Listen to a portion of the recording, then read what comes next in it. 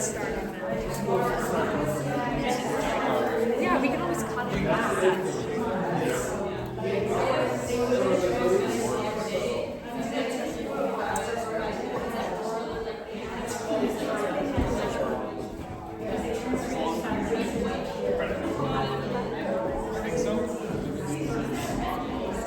Well, I'll just cut the first 10 minutes.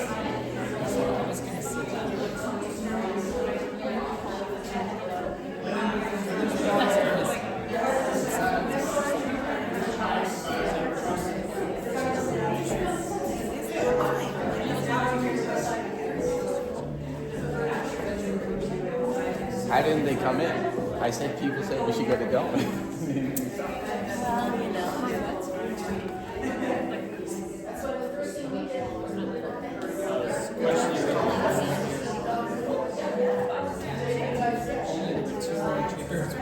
What? Well, I said people. He said, okay, let's go. And then I went. They say moved into halfway here, then it'll be downstairs.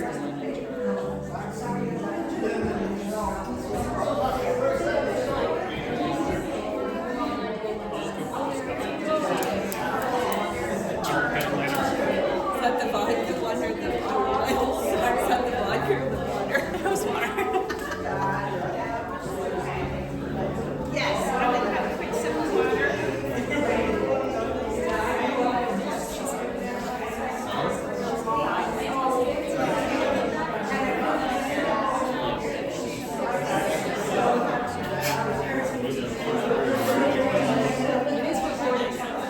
Is it? Oh, yeah. Watch what I see.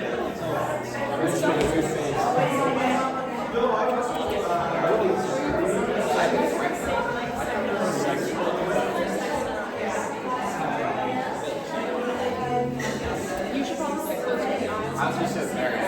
That's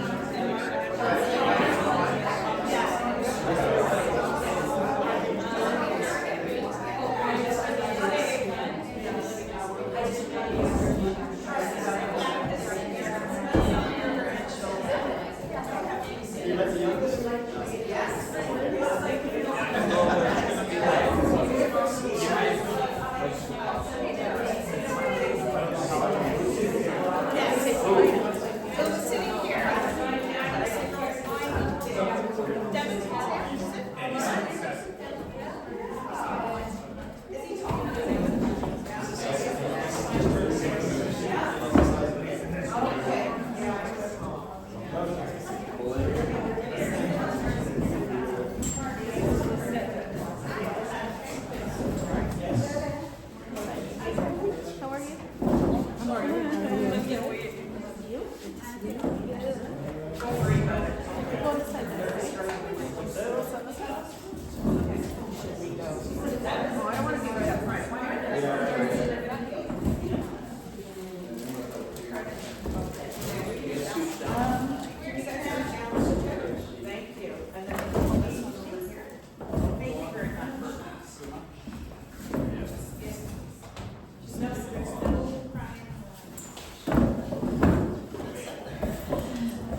We do have Kleenexes if people need them. We can pass them around. Can everybody hear me?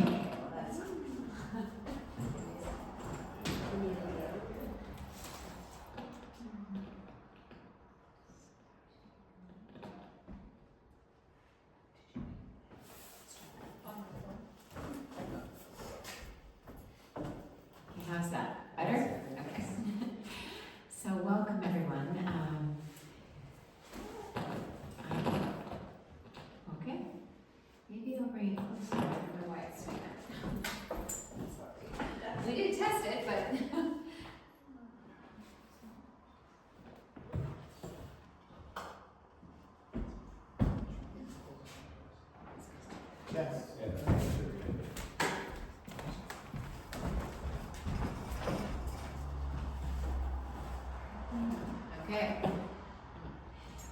you back from it.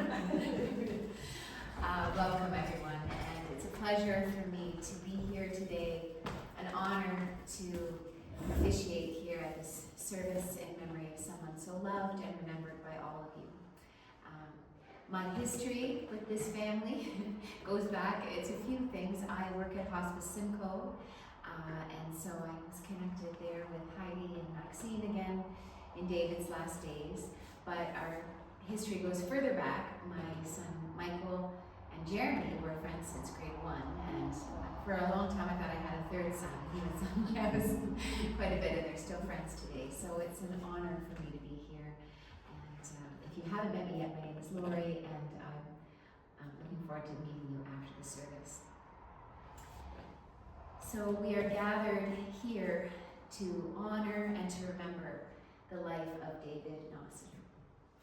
Today is an opportunity to remember together all of the many ways that David touched your lives, to celebrate his life and to find comfort at a time of great loss. David Nossiter was the devoted husband to his wife Heidi, loving father to Nikki, Maxine, and Mark, welcoming father-in-law to Kathy, Mike, and Annette, and loving granddad to Devin, Carson, Jeremy, Riley, Luke, and Elliot, and their partners, Sam, Meg, and Carly. He will be missed by all his extended family and friends, both those here today and those who couldn't be here but are definitely here with us in spirit. Charles David Nossiter was born to George and Gladys Nossiter on November 10th, 1936. Youngest brother to George and Eric Nossiter. As a young child, he lived through food shortages in England during World War II, which, as was pointed out to me, may have contributed to his passion or obsession with food. He graduated school at age 16 and went into a banking apprenticeship. Heavily involved in traditional English sports, David excelled in rugby during his teenage years and his early 20s. This was his social circle and his entire life. He also had a passion for tennis and sailing. David met Heidi while traveling back and forth on the bus to work. Both Heidi and David took the same bus route to go to different banks. David and Heidi were married in Yorkshire on September 25th, 1965. They had 3 children. Nicola, Nikki, was born in July 1966, Maxine in January 1969, and after immigrating to Saskatoon, Canada in April of 1970, they welcomed Mark in July of 1970. They moved to Mississauga around 1972-1973 with the hope of a better life in the GTA. And this move brought them closer to other family members who had already immigrated to Canada. They purchased their first home in Canada in 1973, and then David changed careers. His new career path was selling cars. And David excelled in sales and had a passion for people-pleasing and being made made customers very comfortable with him. And this was the beginning of a very prosperous career that lasted decades. As a father and grandfather, he was the biggest supporter of his children and grandchildren's activities. He made everything fun. Camping trips, road trips, fishing, sailing, traveling, and playing trains and Lego on the floor with his grandkids. During 2024, David's last year was spent in decline. He slowly lost the ability to do simple tasks like hold the TV remote or make Heidi's breakfast. But despite it all, he was always positive with his support workers and willing to participate in what they needed him to do, and he always still had a story to tell. David spent his final days at Hospice Synchro, where he died on January 11th, 2025, at the age of 88. He will be missed greatly by all his family and friends. Each of you here had a special relationship with David, and you each have your own personal memories. Today is a day for sharing those memories, to celebrate the person he was to you, to grieve his loss, and to remember and recognize the love of his presence that will continue to be with you as you go forward on your journeys individually and together. Listen to the words of faith as they are found in this passage from Scripture. It's called Psalm 23. The Lord is my shepherd. I shall lack nothing. He makes me lie down in green pastures. He leads me beside still waters. He restores my soul. He leads me in paths of righteousness for his name's sake. Even though I walk through the valley of the shadow of death, I will fear no evil, for thou art with me. Thy rod and thy staff, they comfort me. Thou prepare a table before me in the presence of my enemies. Thou anointest my head with oil. My cup overflows. Surely goodness and mercy shall follow me all the days of my life, and I shall dwell in the house of the Lord forevermore. Amen. How you chose that reading, and I thought it was fitting because it's beautiful. It's about walking through a valley, and we know David loved the outdoors. It's about eating at a table with our cup overflowing, and we have all the beautiful food waiting for us in his memory. And this hall too, with the outdoors and the ball hockey in the back, I'm sure he would have approved. So hope everyone can take a breath and enjoy the service. So now I would like to call upon Carson to read a poem which was chosen for today, keeping in mind David's love for Sarah.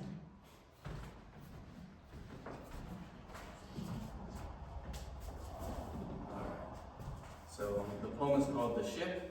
So, what is dying? I am standing on the seashore. A ship sails in the morning breeze and starts on the ocean. She is an object of beauty, and I stand watching her till she fades on the horizon, and someone says, she is gone. Gone. Where?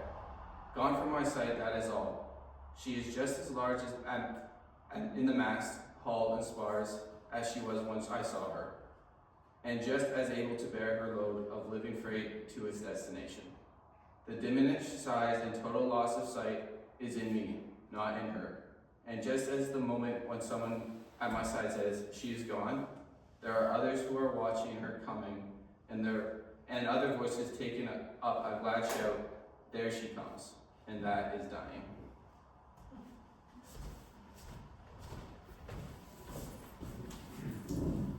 Thank you, Carson. Now we're going to hear some memories shared by David's family. The first person who I believe is going to speak is Nikki.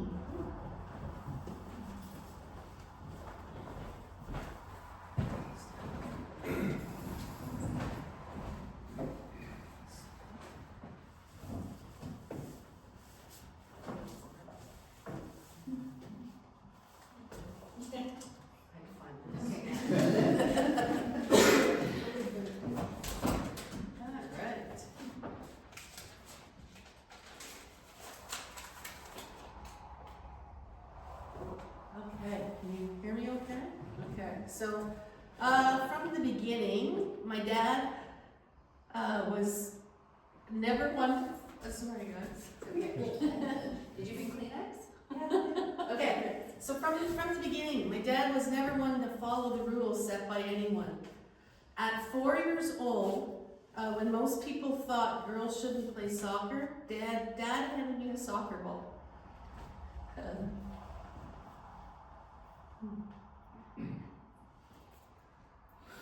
He didn't care what anyone said. He believed in me. When we played cricket in the backyard, my uncle, he tried to stop me from taking a turn with the bat, saying, "Girls don't play cricket." But Dad stepped in, handed me the bat, and let me swing. That swing sent the ball flying 60 yards straight through Uncle Eric's window. And Dad was delighted. I had proven his point that girls can play cricket. Dad wasn't always perfect, at least according to Mom's standards. He often found himself in the doghouse for sticky fingers, apple cores left behind, bananas, peels in odd places, and apparently adverse to washing his hands or tucking in his shirt. But as kids, we just said, "Oh, that's Dad." Carefree and always up for an adventure.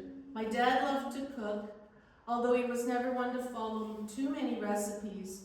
One dish he made was peanut butter chicken, an African-inspired meal that we as kids absolutely loved. His Sunday dinners always turned out just fine, even without a strict recipe to guide him. Dad had his favorites: red cabbage meat pies, roasts, and of course mashed potatoes with plenty of gravy.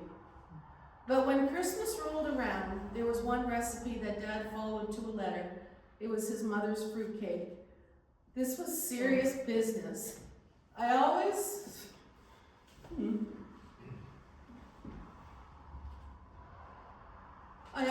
remember him carefully making the marzipan, and that thick white icing was practically like cement, which covered the rich, dense cake. But before any of that was to happen, the fruitcake had to be soaked, drenched in really whatever rum or whiskey was on hand. The more varieties, the better. Once it had reached peak saturation, Dad added the rock hard icing along with the festive decorations. Dad would always say, "This fruitcake is good for the next 2 years," and honestly, it was.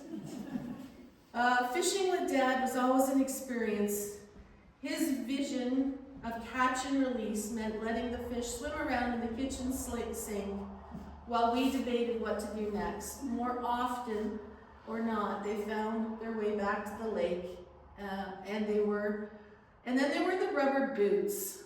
I remember watching Daddy Longlegs spiders crawl into my dad's rubber boots in the garage. Dad saw the spiders too, but he didn't care. He just slipped his boots on, bare feet and all, right into his rubber boots, squish. And that's all I remember as a kid. My dad loved gardening. He wasn't just into pulling weeds. Oh no, that was for amateurs. Dad was all about the soil. He was on a never-ending quest to create the richest, most fertile dirt known to mankind. If a plant could dream, it would dream of growing in my dad's soil. You see, the background on this is that we had a horse for a while, and as everyone knows, where there's an unlimited supply of horse manure. Dad only saw one thing: a great opportunity to improve the soil at a low cost. Every week while we were off trotting in the fields, Dad would be knee-deep in the manure pile, wearing rubber boots filled with squished Daddy long legs, shoveling away like he had discovered buried treasure. Dad had a system in place: garbage bags, bushel baskets, whatever random container happened to be in the trunk of the car at the time. If it could hold manure, it was getting filled. Dad loaded up the car like a crazy person, stacking bag after bag of dry horse manure into the trunk. By the time we got home, that car smelled like the back end of a barnyard. But to Dad, it was the sweetest scent of future plants, tomatoes, and roses. He would wade into the garden, proudly dumping his bounty into the prized tomato plants and his rose bushes. But Dad, being Dad, wasn't satisfied with just growing vegetables that looked like they were on steroids. No, he had another stroke of genius. One day, while inspecting his precious piles of dried manure, he thought, a thought that should have never been spoken out. You know, this kind of looks like cigarette tobacco or even pot. And that's when things took a turn. Before we could stop him, Dad had somehow convinced his own mother to start rolling horse manure cigarettes at the dining room table. And Nana went along with it. There she was, rolling up dry horse poop like she was running an underground cigarette factory, all while drinking tea. Dad was there in the background inspecting the product as it rolled off the press. Dad was delighted with his new product. He started handing them out at parties, and believe it or not, people actually smoked them. At first, everyone thought they were getting some exotic, homegrown special blend. But then the truth came out. Wait, this is what? Dad found the entire situation hilarious, and of course laughing his head off the whole time. Dad's adventurous spirit extended to every part of our lives. When I was 4 years old, it was a common practice that Dad would load me and Sam, our dog at the time, into the trunk of the car, and off we go for some sort of adventure. Fridays were always special. Dad came home early, ready to take us on a Friday night adventure. The best part was he'd ask us, "What way do you want to go?" And we'd shout, "The up and down way." That meant we were in for a drive and full of winding hills and full of surprises. Our adventures took us everywhere, skipping stones on the Credit River, climbing the old mill, tobogganing down hills in the biggest cardboard box that we could find, heading to Lake Ontario to feed the ducks or watching the waves come in before a storm. And of course, there were the trips to the pop shop where we got to fill a case of every soda flavor imaginable. Sundays were reserved for even bigger excursions. We walked the Bruce Trail for miles, exploring caves, ending up at Hilton Falls. We fished the old mill ponds and canoed down rivers, even if it meant Dad slipping down the river embankment and landing fully clothed right into the river. We camped at Killbear Provincial Park, sailing through Georgian Bay while dragging tubes behind a sailboat. Dad also liked cross-country skiing. But from time to time, we watched Dad take a few spectacular falls while cross-country skiing. These are some of the ways that he had made life exciting. Dad even taught me how to drive a stick shift on a Corvette. That was pretty cool. No matter what, Dad was always there. He took me to lacrosse practice, swim, soccer, baseball practices, and games. He might have been late sometimes, but he always showed up. He rarely said no, and was always up for a good adventure. Game of cards, movie night was his favorite. Good desserts, ice cream was a very high priority.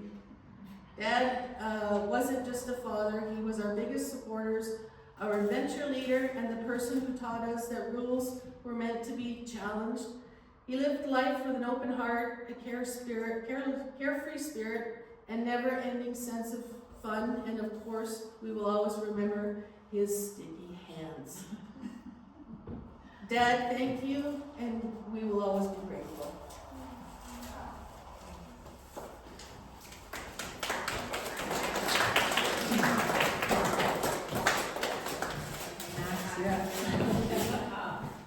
Okay.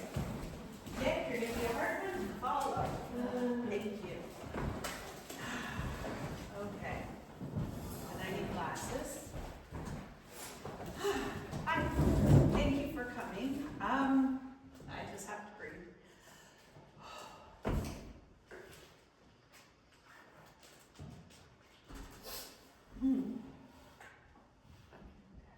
I've got it.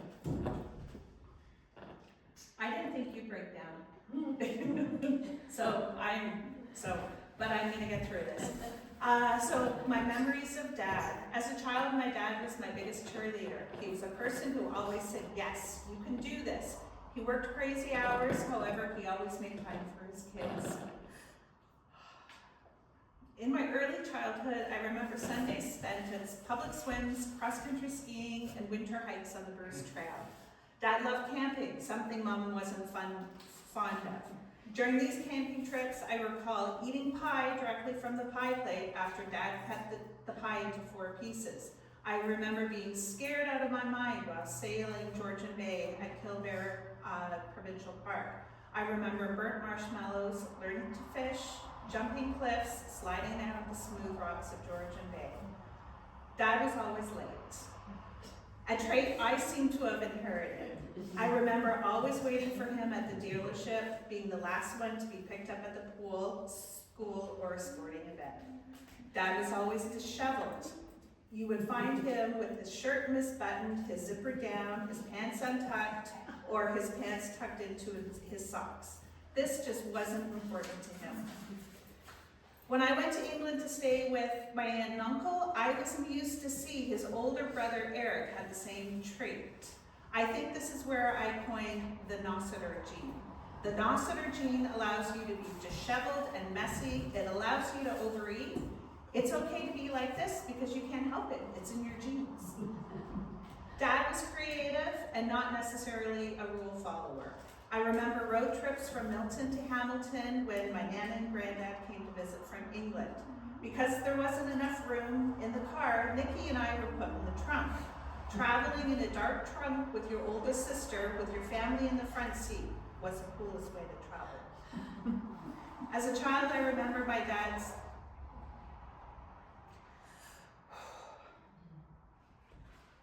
This is good. This is good. As a child, I remember my dad's ankles cracking as he ran up and down the stairs. He couldn't sneak up on anyone. I'm comforted today every time I hear that same cracking in my kids' ankles. That was hard to get through. One of Dad's favorite games while growing up, after grocery shopping, was asking, how much do you think I paid for this? He always found deals. Sometimes he brought home weird things like cows' tongues, rabbits, because it was such a big deal. He would have a heart attack if he saw the prices of groceries today. Dad would always give the shirt off his back. He would do anything to make anyone's life better. I remember days he would drive to Ottawa to pick me up from school. He left Mississauga early in the morning and made the return trip all in one day. In Dad's later years, he was always loving grandfather to his grandchildren. He supported Mom in everything she did. He was always the designated driver and the one who would find a way to make things happen. Dad was the person who always made the phone calls and said, here, let me pass you on to Mom. Dad had a passion for gardening. Once Mark and Annette moved to Barrie, he set the task of building a vegetable garden. It was a huge success and he was very proud of it. Dad loved his desserts. Even though he was diabetic, he would buy a pie and cut it into 4 pieces and leave it on the counter. Every night he would eat a slice of pie with ice cream. Once the pie was gone, he would drive to the grocery store and purchase a new one.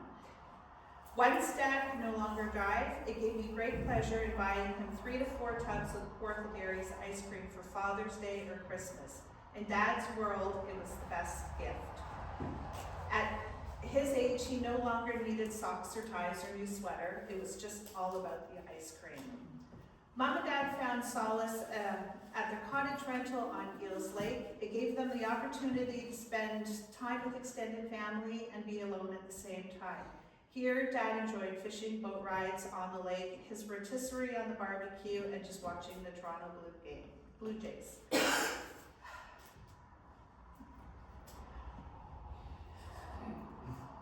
This is the other hard part. So, I miss listening in on Mom and Dad's conversations over breakfast and lunch. It always made, I'm just gonna start over. I miss listening to Mom and Dad's conversations over breakfast and lunch. It always amazed me after so many years they would talk about the old days. Remember time in Kirby Moorside? Talking about their time in England or at school or on old vacations together.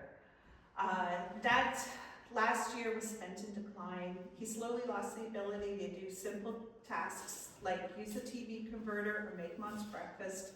He was always positive with his support workers. He was always a willing participant and an interesting story. Always had an interesting story to tell. Several of the ladies said they loved coming over to help Dad as he was their favorite client. Dad, you will be missed.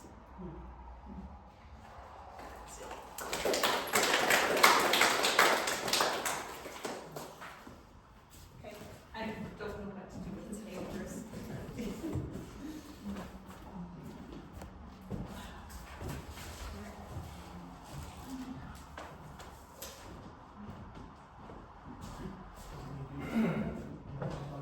No, he's in the I got through that, but it's Thank you. Okay.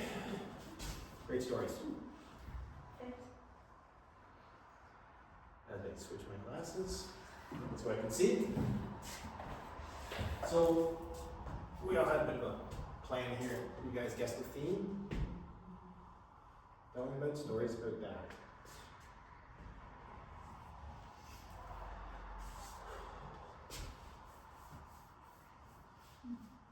Just give me a second. But I'm going to change it up a little bit. Okay, what I'm going to do.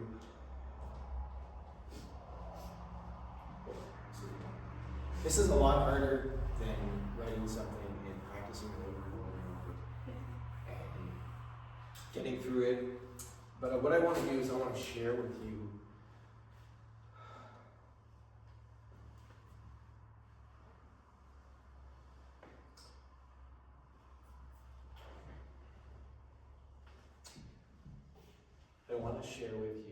that I wrote something.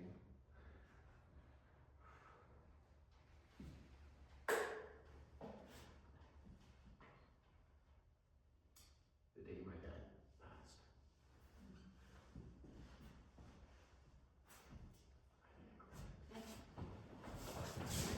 There's always one. Do you want to stand up with you? No, you're good. So, it took some time outside the morning.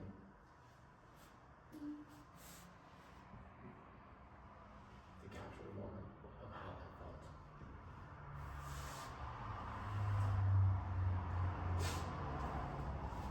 So let me begin by saying, Charles David Nossiter. Most of you knew him as David.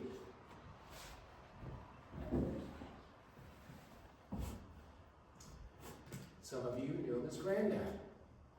And sometimes he was referred to as Charles. I knew him as Dad. And this is what I wrote.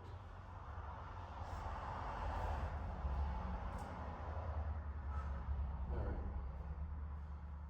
I sit here on this cold winter's day.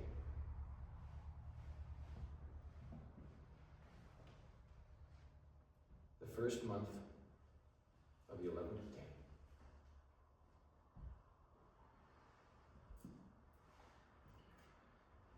The day my dad passed on.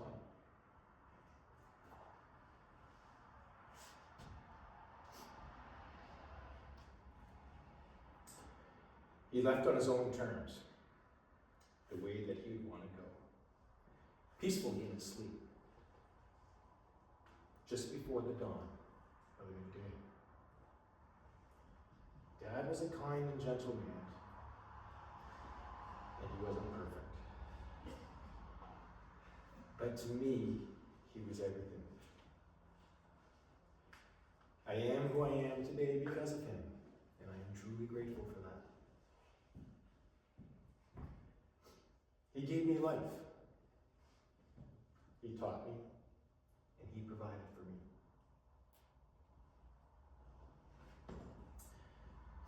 Dad, if you were a superhero, you are my Superman.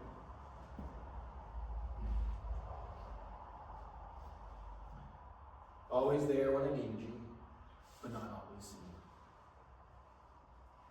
And today, your kryptonite is time. Family meant everything to him. And as we gather here to celebrate his life, I hope you take one thing. Family is everything. Just so may be that in his final gift to us, that if you look at the date of 1/11, it could be just more than a coincidence. See, the number 1, it often symbolizes a new beginning. And maybe this marks a transformation for Dad, a journey from one life into the next, where he lives on through our memories. And the 11th number, it's known as a prime number. It has a deeper spiritual meaning. It suggests that a legacy of wisdom will lead, or perhaps in passing, it will lead to a spiritual awakening for those of us who are left behind. As we continue on our journey, today it is time to say farewell. So long. But not goodbye. We will meet again.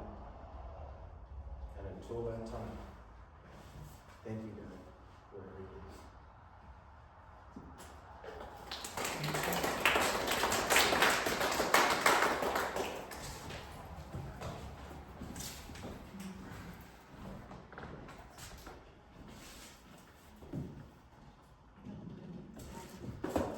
Thank you, everybody. And I'm going to now share some beautiful words written by Heidi. I'm honored that she asked me to share them on her behalf.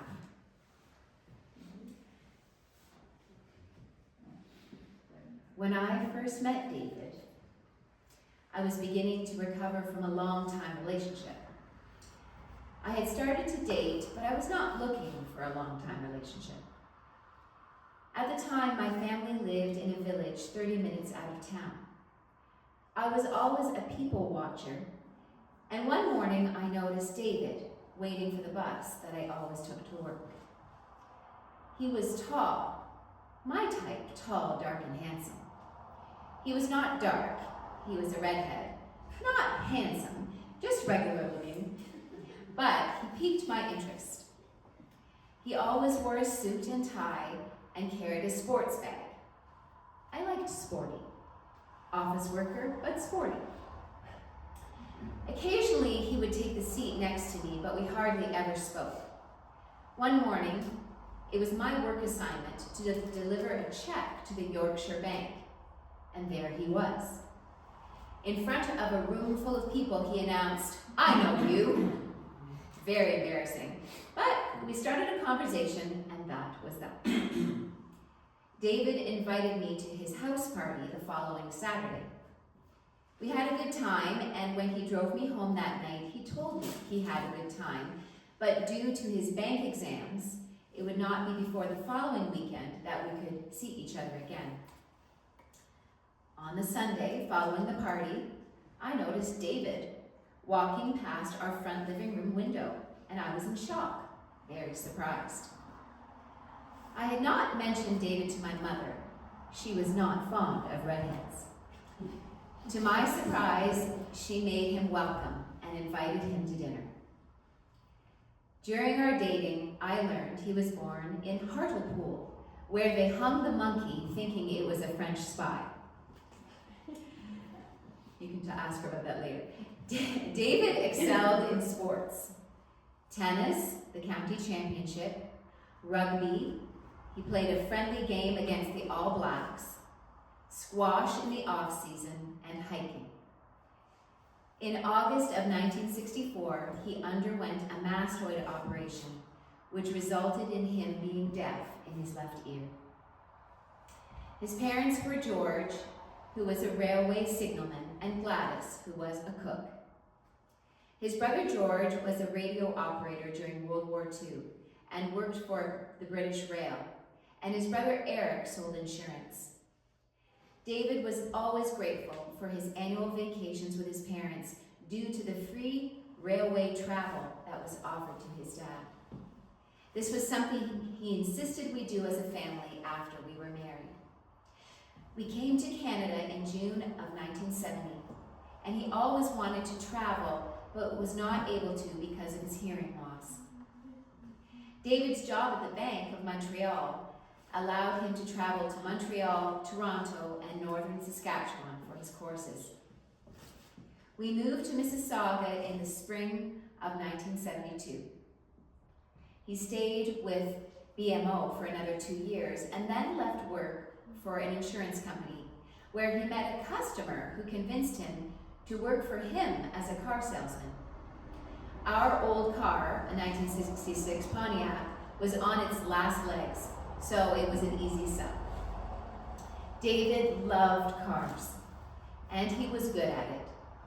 He was featured in the Toronto Star for his expertise with customers and not excluding women shoppers. He stayed with the car dealership well into his 70s until he retired. Throughout his life, David had a sense of adventure and curiosity. Never judgmental, he had my mother down to a T. Always on the go, exploring Ontario, the wine districts, and the Bruce Trail, etc. He was a great supporter of the children's activities: baseball, soccer, swimming, rowing, riding, going to various horse meets. Although not a great cook, he always made my breakfast. The first day we went to work after our honeymoon, I was rushing to get ready and making breakfast while he was sitting reading the paper. This would not do. From that day onwards, he was responsible for breakfast. Even when his illness progressed, he was willing to help. On reflection of our 60 years life together, he was my best friend and anchor. Having a disruptive childhood and many uncertainties, he was my safe harbor and the best decision I ever made. He always made me laugh, and he always kept me on my toes.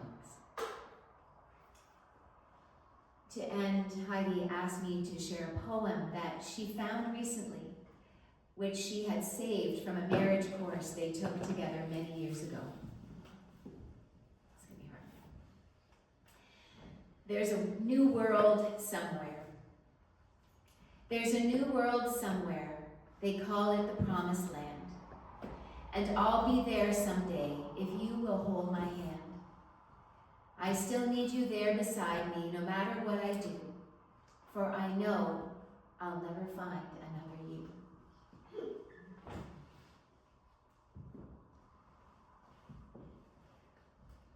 There is always someone for each of us, they say, and you'll be my someone forever and a day. I could search the whole world over until my life is through, and I know I'll never find another you. It's a long, long journey, so stand by my side. If I walk through a storm, you'll be my guide, my God. If they gave me a fortune, my treasure would be small. I could lose it all tomorrow and never mind at all.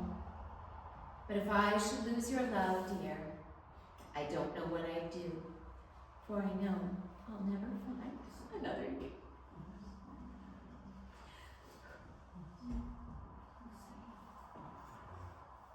And now we're going to open the floor up to anyone who wants to share a memory.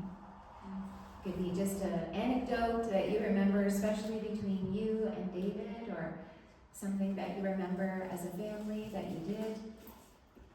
Just if people want to come out, friends, family, whoever, they can come up and I can take the mic off if you're small and pass it to you.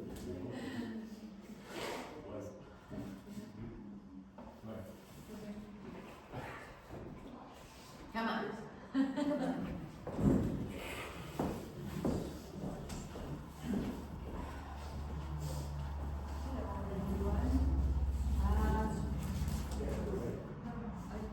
We just wanted to remember when we first met David.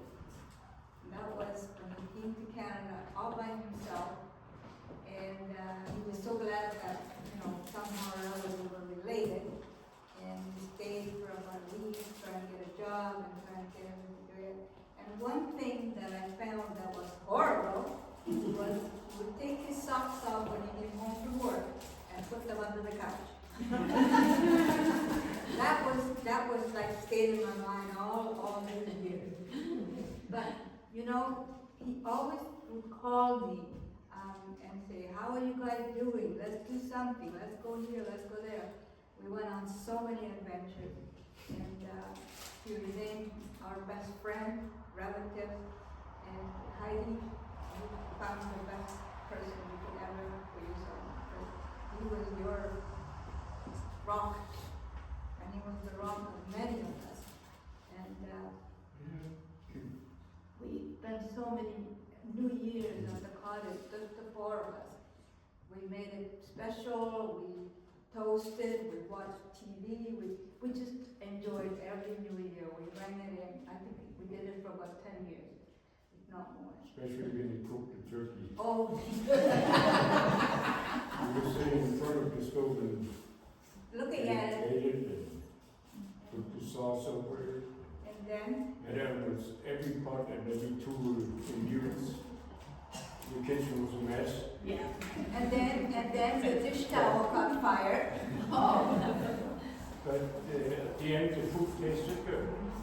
But it was delicious. It was wonderful to spend the time together. We so appreciated having met both of you, because we knew your mother and we knew you, but we didn't know David. So, and then came all the kids. Well, the kid was 2 already. And we were just moved into our first condo, newlyweds, and these 2 girls over the years ran behind the curtains and pulled them and ran around the apartment, and we thought, oh my God, I'm never having any kids. But we had to anyway. It was just so wonderful when you look back now. And all I can say is that we were part of the family, we were part of all the things that everybody does, and now the extension, we get another story, and it's just wonderful, and I'm so grateful that you guys let us know to be part of it, the celebration of David.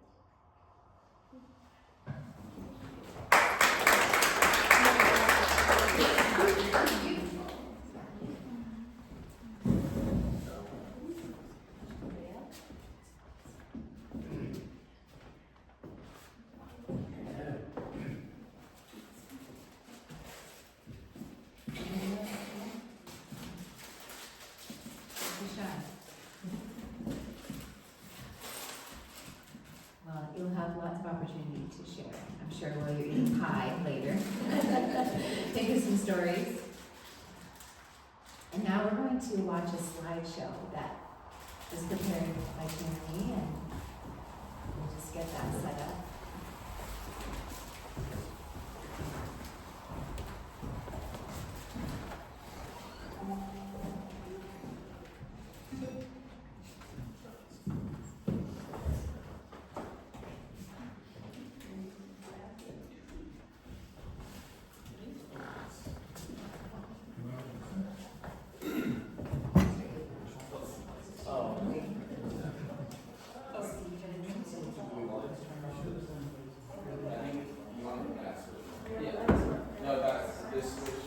That's for, this is for.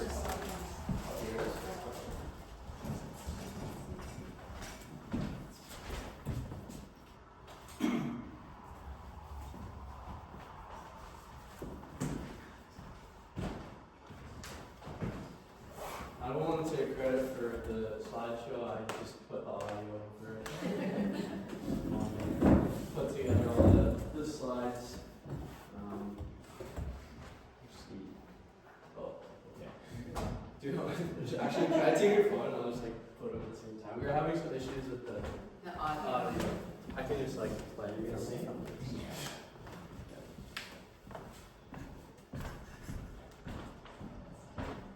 Speaker on? Yeah. Isn't it? Where is it? We're good. Okay.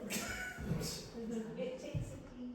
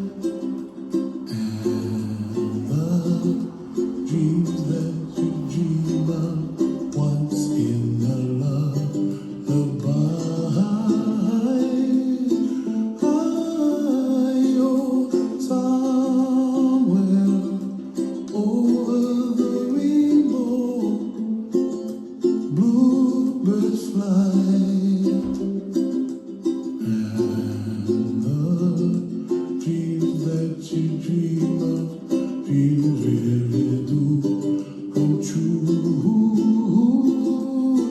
Ooh, someday I wish upon a star, wake up where the clouds are far behind. Be where trouble melts like lemon drops, high above the chimney top. That's where you find me, oh, somewhere over the rainbow. Bluebirds fly, and the dream that you did to, oh why can't I? Well, I see trees of green and red roses too. I watch them bloom for me and you, and I think to myself, what a wonderful world. Well, I see skies of blue and I see clouds of white and the brightness of day. I like the dark and I think to myself, what a wonderful world. The colors of the rainbow, so pretty in the sky, are also on the faces of people passing by. I see friends shaking hands, saying, how do you do? They really say, I love you. I hear babies cry and I watch them go. They're running me, oh, somewhere over the rainbow. Bluebirds fly, and the dream that you did to, oh why can't I? Well, I see trees of green and red roses too. I watch them bloom for me and you, and I think to myself, what a wonderful world. Well, I see skies of blue and I see clouds of white and the brightness of day. I like the dark and I think to myself, what a wonderful world. The colors of the rainbow, so pretty in the sky, are also on the faces of people passing by. I see friends shaking hands, saying, how do you do? They really say, I love you. I hear babies cry and I watch them go. They'll learn much more than we'll know, and I think to myself, what a wonderful world. Someday I wish upon a star, wake up where the clouds are far behind. Be where trouble melts like a lemon drop, high above the chimney top. That's where you find me, oh, somewhere over the rainbow, way up high. The dream that you did to, why, oh why can't I?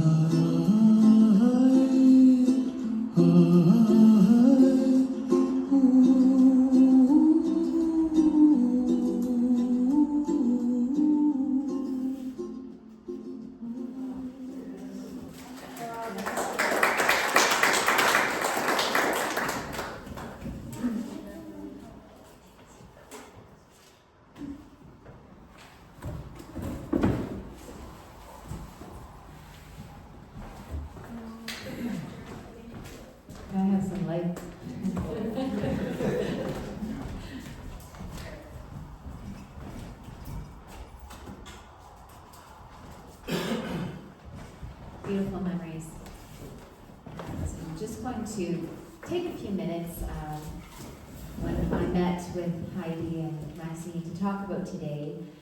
We acknowledge that David went to church as a young boy and faith was important to him, and not only that, but a sense of the importance of reflecting on life. So I'm just going to share a short reflection here, and I'm reading a passage from the Old Testament from a book called Ecclesiastes, and this passage is called A Time for Everything.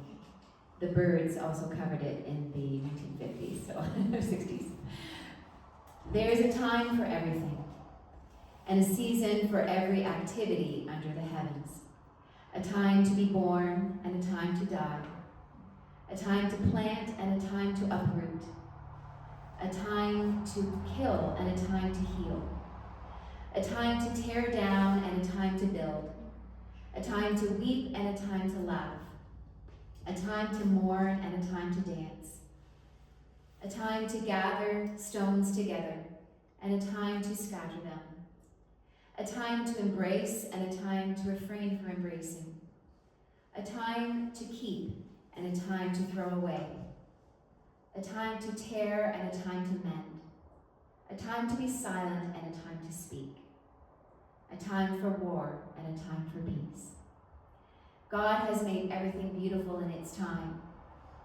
God has set eternity in the human heart. No one can fathom what God has done from beginning to end. But I know that there is nothing better for people than to be happy and to do good while they live, that each of them may find satisfaction in all their work. This is a gift of God. Just like to take a minute to reflect on that passage from Ecclesiastes in the light of all the beautiful memories that were shared today, and the grief that is very much yours at having to say goodbye to someone who is so important to each of you. As the passage states, there's a season for everything, and our gift here on earth is to enjoy our lives, to create beauty, to be happy, and to do good. Well, as we heard in so many ways today, there's no question that David lived his life to the fullest and created times of fun, excitement, love, and adventure for himself and with everyone he loved. Whether, as we heard, it was his explorative personality and his excitement to accomplish new goals in all areas of his life, right from a young age, such as his passion for working outside, working on the docks as his first job, his involvement, as we heard, in so many sports, and taking on new careers, and making sure that he excelled, but always considering the people he worked with. I heard stories of how he would generously give to others and knew the value of friendship and loyalty, creating long-lasting friendships along the way. His passion for exploring on hikes and travel, his love for being outside, gardening, camping, sailing, cottaging, his creative nature, especially when it came to making sure he could get a good deal, because there was nothing better than a good deal. His love for food, as we heard, particularly sweets. His sense of humor. I heard a story about putting up a for sale sign on the front lawn of the high school on April Fool's Day one year. And making everything fun, from the simplest of activities. His nonchalant attitude about his appearance, the brownie jeans. If you haven't heard that story, he sewed a brownie patch on his jeans once because there was a hole, and then he continued to wear those jeans everywhere, whenever he wanted. There were more important things to get on with than how he appeared. And so that's the way he took his course of his life. And of course, the love for his family. I loved hearing the stories of how he was always your greatest cheerleader, whether it was watching your sports or helping you as you grew and got your first job. And of course, as you expanded your families, the time you spent playing with the grandkids and continuing the adventure for the next generation. From his love for his family and friends, his passion for life, it's clear that as that passage from Ecclesiastes says, David realized and fully embraced the knowledge that there is nothing better to enjoy your life to the fullest and celebrate every minute you have. This was certainly his legacy as a son, a brother, a husband, a father, a grandfather, and a friend. And he left that for each one of you. A life well lived, never wasted, where time is spent working hard and playing hard, where everything is cherished, appreciated, used till it can no longer be used, good to the last drop. A life well lived means getting your priorities straight, making the important things matter, while the lesser issues take a back seat on the up and down way. On the road of life, he was determined to make his a fun ride, and all of you were so blessed to be a part of that adventure. When we're faced with deep grief, it can leave us feeling shaken and stopped in our tracks. And it can be difficult to find a way forward. So many times in life we are faced with going forward when we would much prefer to go back, or when we're given a reality that we just don't want. As the passage from Ecclesiastes points out, there are difficult, challenging, and hard times as well as the good ones. The secret is in knowing this and yet still finding something to give us purpose and meaning and happiness, a reason to give and love, to find joy amid the sorrow, because the truth is they go hand in hand. And I think David seemed to have a good handle on this. To not sweat the small stuff, but enjoy the stuffing out of everything, and trust that with love and determination, you can get through the hard times. Being grateful for each day, knowing that no matter what happens, it will be okay. There is a time and purpose for everything. A time to be born, a time to plant, a time to rejoice, and so it continues. Over the course of life, we experience triumphs and trials. We meet success and failure, and then success again. We fall in love. We experience joy intermingled with challenge and sadness. We give a little, and the circle comes around, and we get a little back. We fulfill our dreams and have some broken. Sometimes life challenges us. Other times it surprises us in wonderful ways. And on that circle of life arcs. The secret is to move with grace into that circle that you're given, knowing that you create the arc yourself. And when that unknown time comes, when that circle of life gently closes, what happens at that moment? I believe we return to the source of life, the source of peace and love from which we mysteriously came. And now David's life has come full circle. There's no question that the hardest part is for those who are still here. When life takes someone we care about, it's very painful. And really the only thing that heals is time itself. But I believe that the greatest comfort is found in the promise that the spirit of the person always lives on. While the body dies, love never dies. We are connected to those we have lost through that circling, unifying spirit of love, light, and life. And so we can find the greatest comfort and strength in the care of one another and staying connected to the light of the one that went before us, forming a circle of love. And so I'd like to end this reflection with a poem that I think sums up that love that continues beyond this life. It's called The Legacy. When I die, give what is left of me to each other. If you need to cry, cry with your brothers and sisters walking beside you. Put your arms around each other and give them what you need to give me. I want to leave you with something better than words or sounds. Look for me in the people that I have known and loved.